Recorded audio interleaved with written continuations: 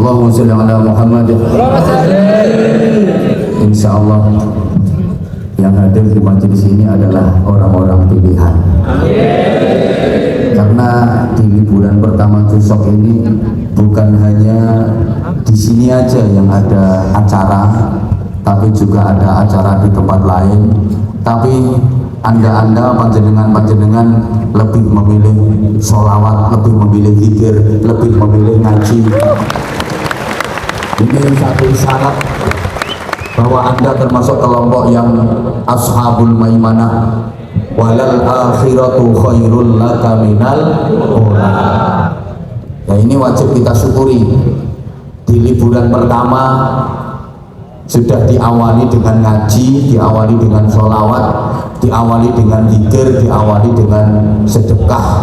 Ini mudah-mudahan benar-benar akan berakhir dengan alhamdulillah, akan berhasil dengan penuh ridho dan barokah. Amin Allahumma amin. Ini yang saya maksud, suksesnya perjuangan dan pengembangan Islam oleh para ulama dahulu itu bukan dari mauidhah hasanahnya, tapi dari uswatun hasanah.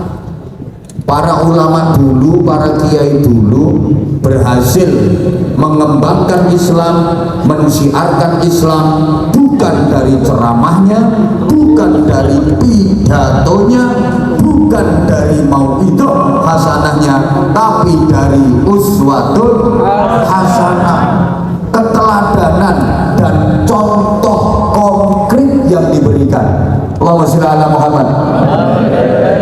Kiai dulu itu apa yang dikatakan dilakukan, setiap kalimat, setiap ucapan itu diamalkan.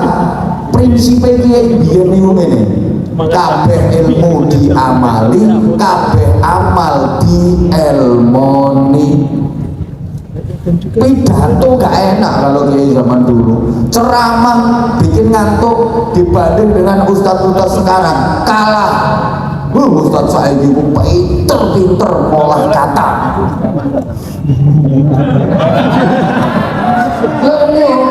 Legi di rumah nih, tapi maaf, amaliyahnya, prakteknya kadang bertolak belakang dengan apa yang dia katakan. Mohon maaf banget. Kiai dulu itu kalau pidato nggak enak dan nggak pernah lama naik panggung. Assalamualaikum warahmatullahi wabarakatuh. Para jamaah supaya diridhoi Allah yang rajin sholat tahajud nggih. Oh, tetap semanten akhirul kalam boleh. Tapi kiai yang bicara soal tahajud itu memang qiyamul lailnya istiqomah, tahajudnya rutin, makanya jamaah manut. Mauidhah hasanahnya ampuh, mauidhah hasanahnya. Kenapa? Karena yang menyampaikan monggo nindakaken sholat tahajud nggih, iku rutin tahajudnya. Lah saiki pengok-pengok ajak-ajak tahajud kok dhewe gak tau tahajud. Halo? Maaf.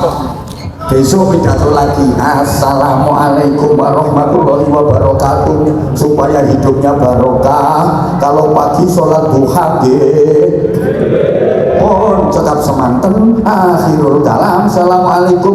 Lo mau salam ada yang usul, maaf Kiai yang tahajud kemarin belum bisa menjalankan ya, ojo ditambahi sih. Oh ya wis ngono duhane ora sida, ono ceramah ora sida, tapi ampuh itu loh. Nah sekarang kadang enggak, ada kiai atau ustadz pidato ceramah bab ikhlas 2 jam menerangkan tentang keikhlasan. wa ma umiru illa liya'budullaha mukhlishina lahuddin. Tidaklah kita diperintahkan kecuali menyembah Allah dengan ikhlas, bukan karena apa-apa, bukan karena siapa-siapa. Murnikan amal kita hanya semata-mata karena Allah. Jangan berharap balasan dari manusia, kecil nilai balasan manusia. Kalau Allah yang membalas orang yang ikhlas itu, pasti balasan Allah tak terhingga nilainya. 2 jam pidato nerang nobar ikhlas, lu selesai pidato mulai gak disangoni ambek panitia, gremeng lesung grundel no. Makanya panitia ini harus mikir bagaimana supaya saya gak gremeng, supaya saya gak grundel gitu. Oh, gak usah tepuk tangan, gak penting. Ya Allah ya Karim. Jadi makanya kalau Kiai dulu itu ampuh ya. Apa yang dikatakan diamalkan, apa yang disampaikan dilakukan, sehingga pidatonya ampuh Kiai dulu. Maaf ya, ada 20 orang nakal melupuk nogon. Ciro lupat monem 20 11 12 13 20 itu kayak ngelupuk no. Kose sarungnya bentar atau sebentar dipidatoni 20 orang nakal ngelupuk, dipidatoni sama kiai gak lama, 5 menit diajak insaf, disuruh waras. Loh, besoknya itu sing waras 19, yang nakal tinggal 1. Akhirnya 19 orang sembuh sowan kiainya. Alhamdulillah yai, teman-teman 20 orang yang nakal ini, geng nakal ini, sekarang yang 19 sudah insaf, tinggal 1 orang yang nakal. Jadi kiai ini ora apa-apa, isen siji ben, isen neraka. Neraka ya perlu isi kok. Sing pundi ya nggo isi neraka? Ya kuwi sing jemburis kuwi. Lah saiki ada anak nakal, wong nakal 20 ning kono ngelumpuh, dipidatoni Anwar Zahid 2 jam. Sesuk sing nakal dadi selikur. Ketambahan sing pidato. Malah aku sing katut begecil-begecil ngono.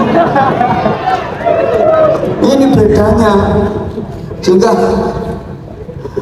ya Allah, kalau kiai zaman dulu itu doanya juga ampuh, mau idohnya juga luar biasa ampuhnya, karena mengikuti prinsipnya Nabi, ana awwalu fa'ilin ala ma amartukum bih.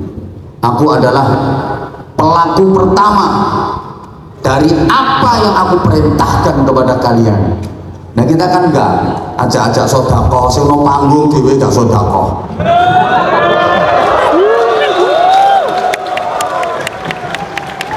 Aku banget ini. Ya oke, dah kalau gitu aku juga ikut yo sarung gak apa-apa. Bentar, tak jasai. Oke, untuk kali ini spesial ya. Saya biasanya kalau di Indonesia seperti yang Anda lihat di video-video YouTube kami, Anza Channel. Anza itu singkatannya Anwar Zahid. Mungkin ada yang belum subscribe. Subscribe dong. Yang di belakang sana udah subscribe semua. Makasih, I love you. Semuanya I love you. Makasih. Kenal aku melu-melu kenal aku. Ayo mulai kafian teman-teman, ayo. I love you semuanya, I love you. Kok beda banget ya? Aku lihat nyawang merono kok padam, bener. Nyawang merono kok blering.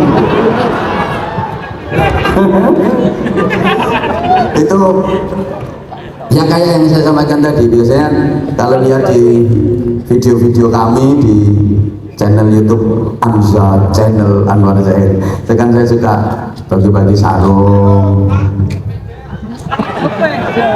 Nah, kali ini malah spesial ya. Yang saya bawa bukan yang baru. tapi sarung yang pernah saya pakai.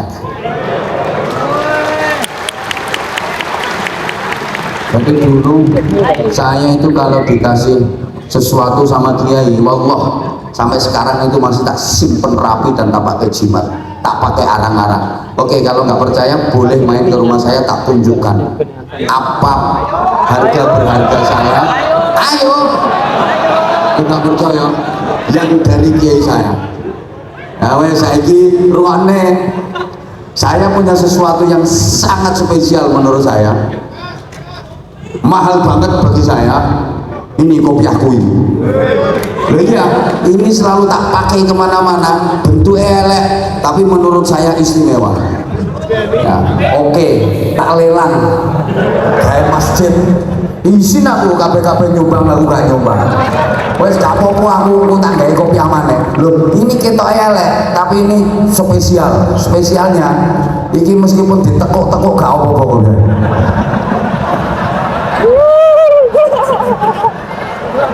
Bener.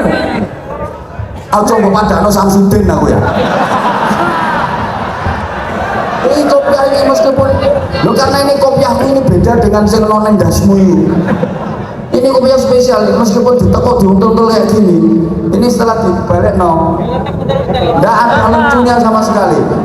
Oto HP gak lucu, itu bener. Makanya ini Siti mewah. Nah. Dan ini udah menemani saya puluhan tahun. Ini kopiah udah nemenin saya puluhan tahun. Gak apa-apa, mau ke MC dipandu. Oke, kopiah sama ini sorban saya ini yang tak pakai ini. Monggo, MC dipandu, monggo. Yang kedua, kalau tadi yang pertama tegaknya agama itu dengan apa yang disebut dimensi ritual. Kemudian yang kedua dimensi sosial.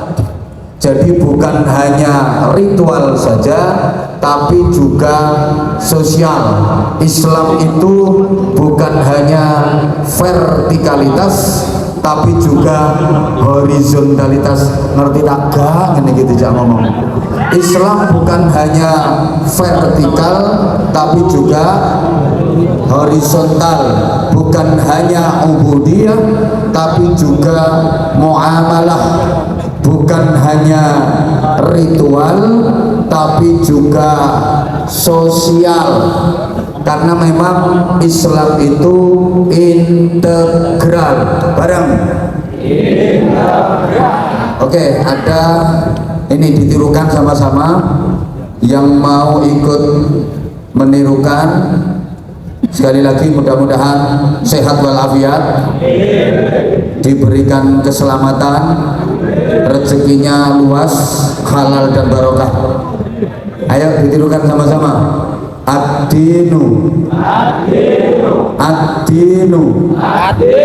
al-muamalah. Agama itu integral. Oke, maksudnya begini ya, tolong diperhatikan. Jadi bukan hanya hablum minallah saja, tapi juga hablum minannas. Bukan hanya samawi, tapi juga ardi. Kalau dalam istilah kita, bukan hanya mengandalkan doa, tapi juga harus usaha. Saya sering sampaikan, usaha tanpa doa sombong, doa tanpa usaha kosong. Halo, ya doa, ya usaha, ya usaha, ya mau pengen banyak duitnya nggak mau kerja, wiridan tok, silo muter tasbih, sulastri, sunyati,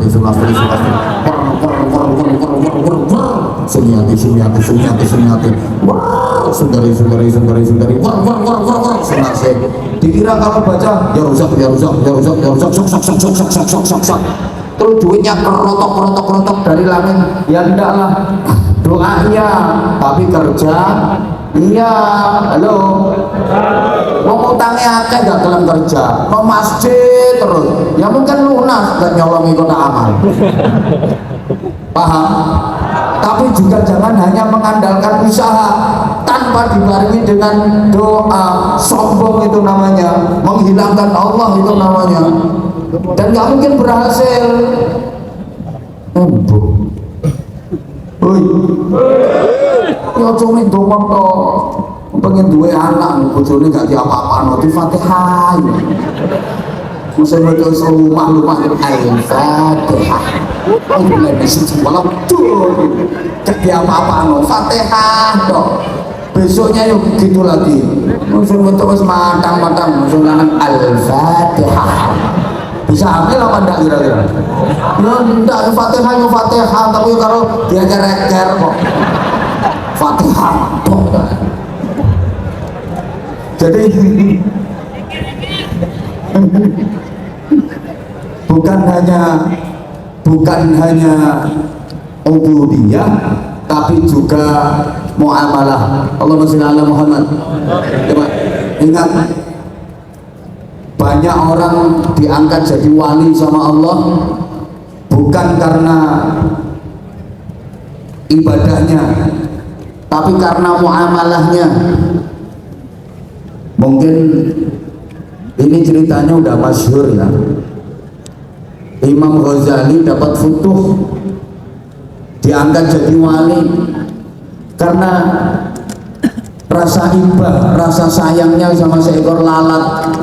Ketika lagi nulis kitab, ini ada lalat yang masuk ke tempat tinta itu, kemudian saking laparnya ini lalat meminum tinta yang dipakai nulis sama Imam Ghazali. Nyut. Saking welasnya Imam Ghazali ini mau memasukkan pena ke tempat tinta itu ditahan. Kasihan ini lalat, dia kehausan. Biar aku nulis berhenti sebentar, biarkan dia minum sepuasnya dulu. Begitu lalat ini minum, nyut, terbang, baru dilanjutkan nulisnya. Kok udah mulai kan? Oh ya wis omahe atur ya wis gak apa-apa. Ganti kayak pendekani festival kayak gitu. Gak apa-apa, ganti acara, bodoh-bodoh solidaritas kok. Tapi insya Allah yang di sini ini yang ahli surga semua. Husnul khotimah semuanya. Coba tolong perhatikan, ada seorang pelacur yang diterima taubatnya dan bahkan akhirnya dijamin menjadi ahli surga. Ini karena dia sayang sama binatang. Ceritanya kan gini, ada pelacur yang pulang dari majelis pelacuran, pelanggannya Gus. Itu dia letih, dia menyusuri jalanan yang padang pasir, sangat kehausan, lama dia menahan haus itu. Dia cari minum, nggak dapat. Kemudian dia terus berjalan dengan gontai, nyari barangkali ada sumur yang ada airnya untuk sekedar membasahi tenggorokannya. Satu saat setelah sekian lama menempuh perjalanan di terik panas matahari, dia mendapatkan ada sumur beneran. Seneng dia, tapi sumur itu nggak ada timbanya. Dia mau ngambil air susah. Kemudian dia lepas selendangnya, dia cemplungkan, apa cemplungkan itu ya, pokoknya dicemplung nih loh, selendang itu dicemplungkan ke dalam sumur yang ada airnya. Setelah basah ditarik, kemudian diperes sambil dia membuka mulutnya untuk meminum air dari peresan selendang itu. Seger dia rasakan, kembali sehat setelah bisa minum. Begitu dia mau berjalan, ini tiba-tiba si pelacur melihat ada seekor anak anjing, bahasa Inggrisnya the kire. Dia lagi kehausan pula, dia terkapar, kejet-kejet, menahan haus. Kemudian si pelacur ini berpikir, aku yang manusia saja kelaparan kayak gitu, sengsaranya kayak gitu, menderitanya. Tentu seperti itu yang dirasakan oleh anak anjing ini. Kayak gitulah yang dirasakan oleh si Kirek tadi. Maka timbul rasa kasihan, rasa iba di hati sang pelacur. Dilepas lagi selendangnya, dicemplungkan lagi ke dalam sumur. Setelah tercelup oleh air, diangkat. Kemudian dia mendekat ke Kirek yang lagi kejar-kejar tadi. Diperes itu selendang di atas congornya Kirek. Nah, Kirek mosok kok mulut yo kapian. Kireknya mangap-mangap sambil menelan itu air peresan dari selendangnya. Kemudian setelah beberapa kali, Kireknya anak anjing itu loh, mana tuh Kireknya tadi? Itu sehat, kemudian dia bisa berdiri, kemudian dia bisa berjalan. Lega hati sang pelacur. Bersamaan dengan bangkitnya Kirek, awas bangkit Kirek loh ya. Bersamaan dengan bangkitnya Kirek tadi, ribuan malaikat beristighfar memohonkan ampun atas dosa-dosanya sang pelacur. Bersamaan itu pula Allah memberikan hidayah kepadanya. Kemudian terbuka hatinya, dia beristighfar, bertaubat, menjadi perempuan solehah yang pada akhirnya masuk surga. Coba pikir, masuk surga gara-gara ngombeni Kirek, gara-gara ngekei ngombe Kirek. Apa mana ngekei ngombe kiai? Tapi kan kiai ini senengane kopi, orang ini.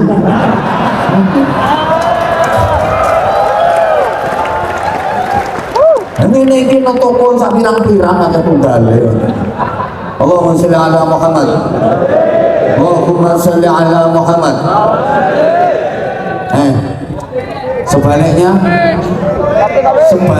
iya, sebaliknya ada seorang perempuan ahli ibadah yang dimasukkan ke neraka gara-gara dia menyiksa kucing. Itu kisahnya juga masyhur. Dia ahli ibadah, ibadahnya bagus, tapi dia punya kucing. Karena kucingnya nakal, sering nyuri ikan gorengan dia.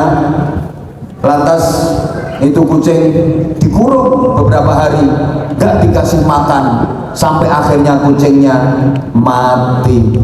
Itu dia dilaknat sama Allah dan dimasukkan ke neraka. Hati-hati, kadang-kadang sesuatu yang kita anggap sepele, kita remehkan, padahal di situ terdapat laknat Allah. Kebaikan yang kecil yang sering kita anggap sepele, di situ seringkali terdapat rahmat, cinta dan kasih sayangnya Allah Subhanahu wa ta'ala. Makanya antara doa dan ikhtiar, antara ibadah dan muamalah ini harus seimbang minimal.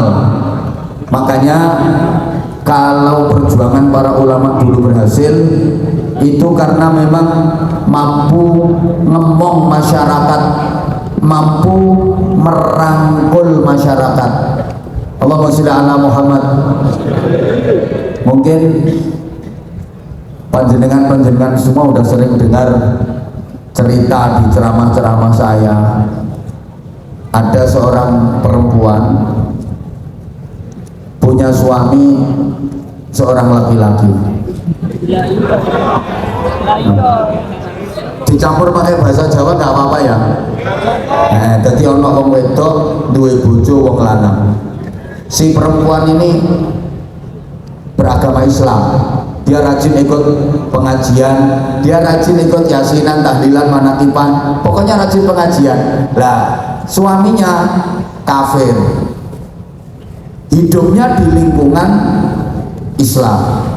Ketika suaminya mati, ini nggak ada yang rawat. Akhirnya si perempuan ini mendatangi ke kiainya, bayai bojo kula pecah, bayai kula nyuwun tulung jenengan sholati bojo kula bayai. Lah kiainya berpikir, loh ini nggak Islam kok dikongkon nyolati. Diem aja kiai ini. Terus perempuannya bilang, Mbah Yai purun deh, mau ya nyolati jenazahnya suami saya. Mbah Yai ini mikir, lah ini orang Islam kok dikongkon nyolati. Akhirnya perempuan itu bilang, kalau Mbah Yai nggak mau nyolati jenazahnya suami saya, udah saya keluar dari Islam. Gak Islam-Islaman, gak paten. Pokoknya Mbah Yai boten purun nyolati, pulang metu ke Islam. Akhirnya kiainya kemudian berpikir, wah ini imannya harus diselamatkan, jangan sampai murtad. Sehingga kiainya bilang, ya udah nggak apa-apa. Mbah Yai mau ya? Ya nggak apa-apa. Tapi kiainya cerdas, dia punya strategi. Sholatnya pura-pura saja, nggak sholat beneran. Jadi mau berangkat itu ya yang nggak wudhu nggak apa, padahal udah kentut berkali-kali, yontut, yontet, yoprot, yontot. Emang hanya pura-pura saja.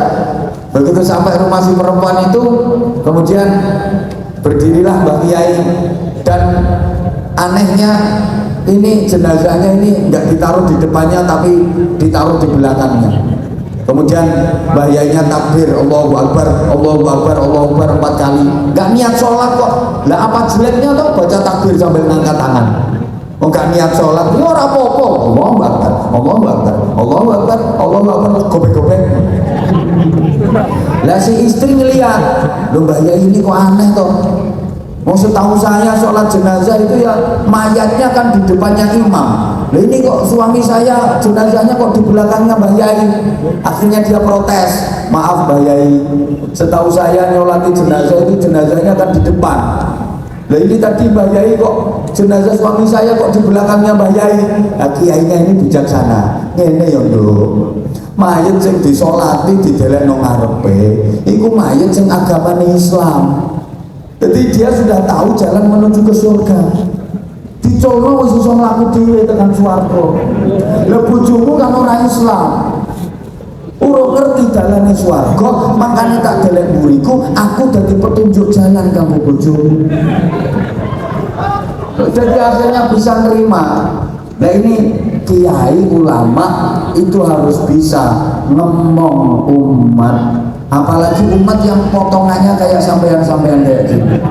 Wah ini butuh perjuangan ekstra, butuh kesabaran yang luar biasa. Soalnya wong akeh iku pirang-pirang.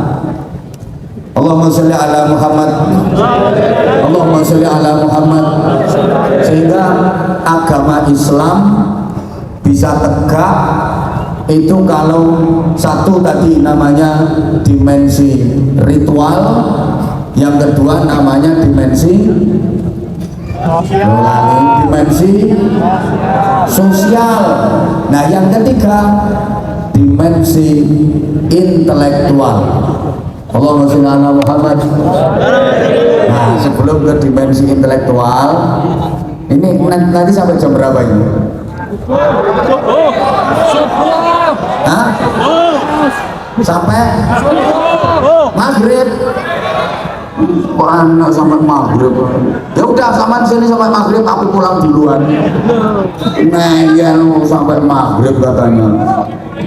Ya ada batasannya nanti. Oke, nanti ada bonus. Ya, bonus sarung plus bonus uang saku. Untuk 5 orang yang beruntung ya. Untuk nanti ada 5 orang yang beruntung dapat bonus uang saku yang sudah dibungkusi amplop.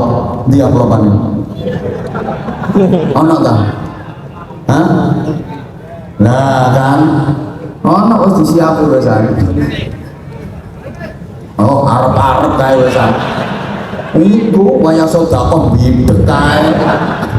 Waya bonus gorene.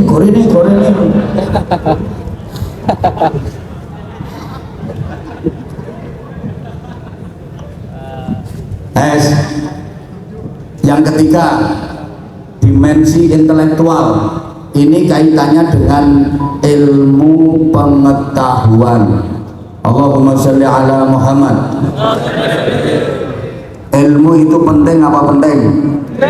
Penting apa penting? Wah yang penting banget. Orang berilmu dengan orang tidak berilmu itu beda. Qul hal yastawi alladhina ya'lamuna wal ladhina la ya'lamun. Itu pertanyaan dalam Al-Quran yang nggak butuh jawaban, karena jawabannya udah jelas. Samakah antara orang berilmu dengan orang yang tidak berilmu? Podo ora wong pinter karo wong bodoh. Ternyata jelas nggak sama, segala sesuatunya nggak sama. Gayane nggak podo, wong pinter gayane pantes, mantesi no modelnya. Foto sak foto pantes, wong bodoh wah gundrek modelnya. Saru-saru no modelnya. Ambune lho gak podo. Nek wong pinter ambune sedep. Merono kelak tengi-tengi piye lho model. Omongannya juga nggak sama. Orang kalau pinter itu omongannya ada hikmah, ada ilmu, dan omongannya didengerin banyak orang. Tapi lek wong bodoh, ya supaya ngono-ngono kuwi. Bengak ora ono sing ngrungokno.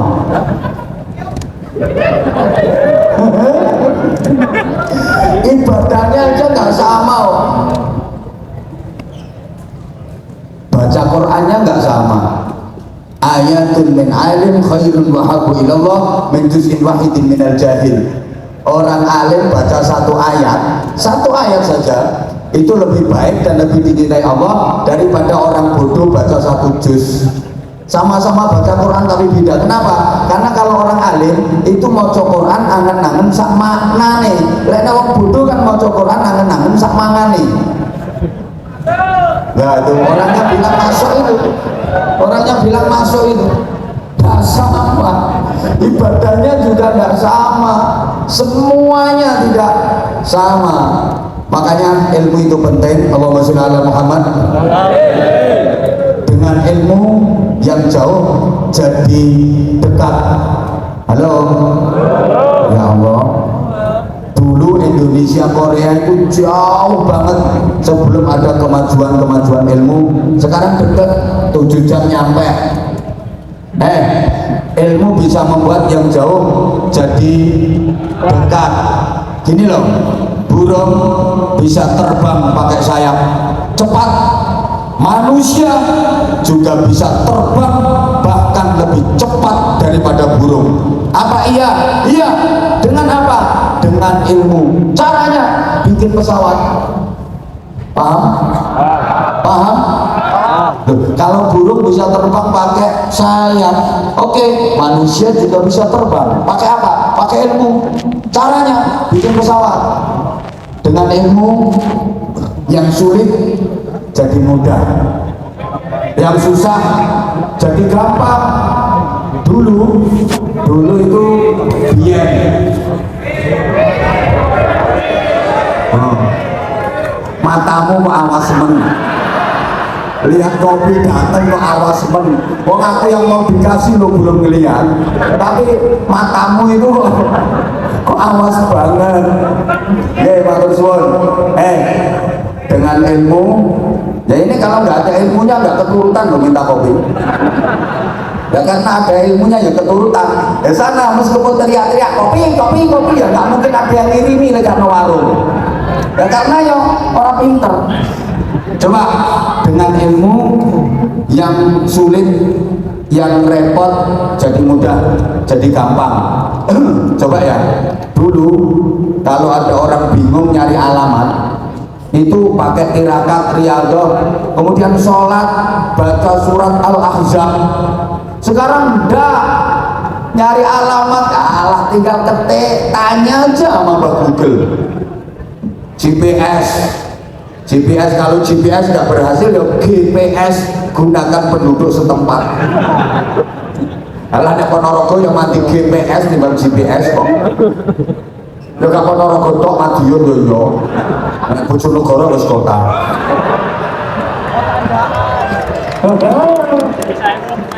Lho iya toh.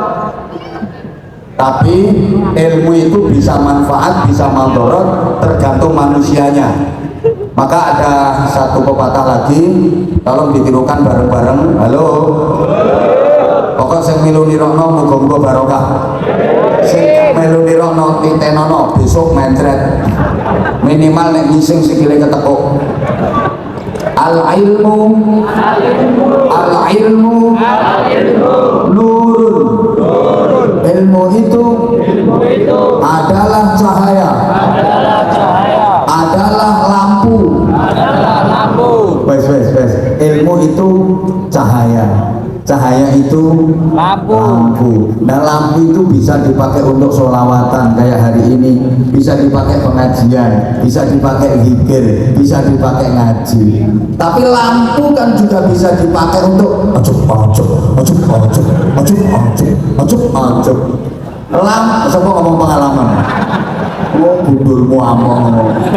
Lampu juga bisa dipakai untuk maaf, untuk dangdutan, bisa dipakai pula untuk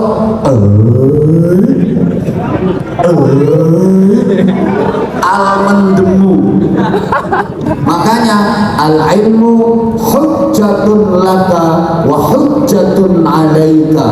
Ilmu itu bisa manfaat untukmu, tapi ilmu itu juga bisa madarat untuk panjenengan semua, tergantung penggunaannya. Allahumma sholli ala Muhammad. Oleh karena itu mohon doa dan dukungan dari kawan-kawan semua di BMI Korea Selatan. Subhanallah, saya datang pertama kali ke Korea kalau nggak salah 2012 apa 2013 ya? 12? Oh 15? Pokok saya masih jemburis waktu itu. Saya sih mau doain panggal ya, makanya saya mau ngomong gitu. Dulu jemburis, sekarang kayak wong cacingan. Anak saya masih kecil waktu itu, sekarang udah segede mana gede? Ya udah segede itu. Dan waktu itu mungkin santri kami baru sekitar 150-an. Alhamdulillah dukungan dari teman-teman BMI Korea, sekarang udah 2000 sekian santrinya. Dan dari 2000 santri itu alhamdulillah saya tetap free semua, bebas biaya semua. Mungkin di antara kawan-kawan ini ada yang tetangganya atau keluarganya ngaji di pesantren kami, boleh ditanya.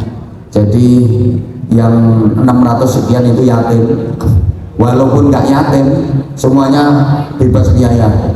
Yang masih punya orang tua lengkap, bapak ibunya masih lengkap, itu hanya dikasih beban bayar LKS sama ujian saja.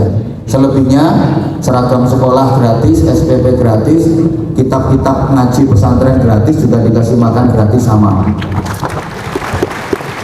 Apalagi yang yatim, kalau yang yatim full semuanya gratis, dan insya Allah tiap bulan kita kasih uang saku buat mereka. Itu yang yatim. Nah, dan itu sebagian juga dana dari Korea. Beberapa kali, 3 kali kalau nggak salah, 3 kali saya ngaji dari Korea, dan alhamdulillah teman-teman BMI kerjasamanya luar biasa. Panitia itu sebagian dana diinfakkan ke pesantren kami.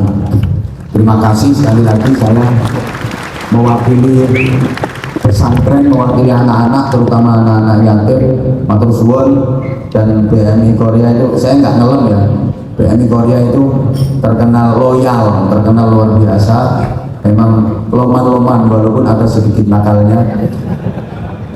Tapi kalau bisa ngomong nyal, tapi kalau untuk urusan sedekah yang itu daf'ul bala, itu juga merupakan benteng dari api neraka. Insya Allah berapapun yang jenengan infakkan itu menjadi jariah, terlebih untuk pesantren, dan itu juga ada anak-anak yatimnya.